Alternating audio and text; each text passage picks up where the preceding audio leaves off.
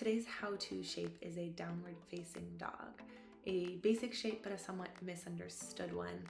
I used to think that I had to be making a perfect triangle with my body, when it turns out having your heels raised or having softness or even deep bends in the knees are completely and totally okay.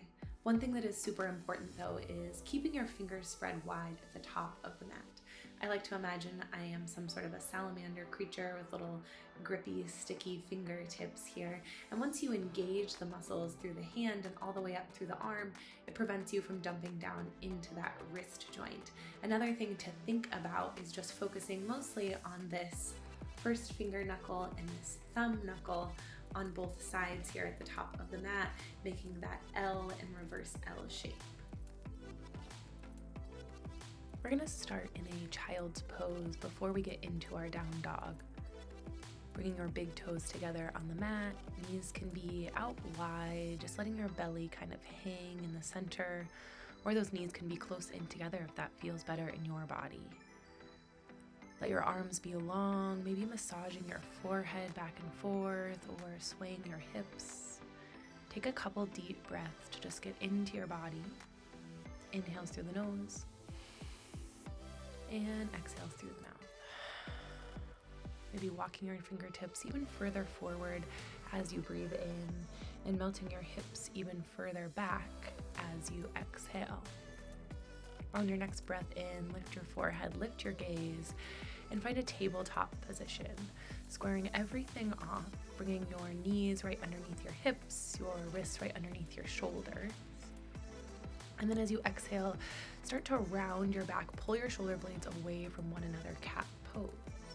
Then as you inhale, you're going to drop the belly, let it sway, let the hips lift, let the gaze lift, cow pose. Again, exhale, round, find your cat. And inhale, open, find your cow.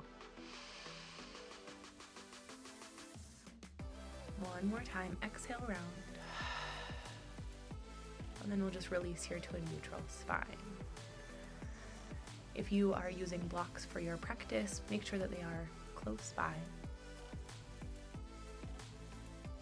And then walk your hands, just one handprint up the mat. Start to tuck your toes under and lift your hips all the way up and back to your downward facing dog. If you have those blocks, maybe you grab them and put them on the lowest height, just right underneath your palms. Fingertips spread wide, as I said earlier, and start to walk your dog, pedaling out one knee and then the other. Feeling some length through the hamstrings, through the calves, all the way through the Achilles tendons, reaching down towards the mat. If it feels good, you can pause on one side or another, or continue to find that constant motion here. Remembering softness in the knees is totally okay. And if you take a couple of breaths and maybe you're feeling good and you feel like you might not need your blocks anymore, or at any time, you can always move them back to the side and then bring your palms back down onto the mat. One more thing that I like to do, just to sort of make sure that I'm making the right size of a downward facing dog, is to go in between a down dog and a high plank position.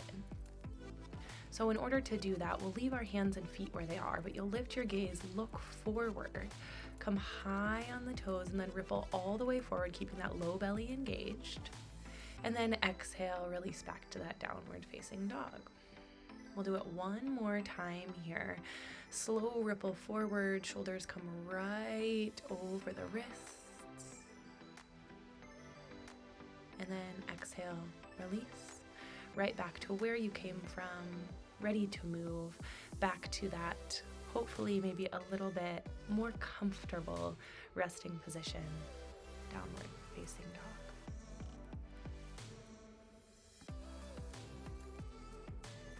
Thank you so much for watching. I hope that you learned something. Please remember to like and subscribe.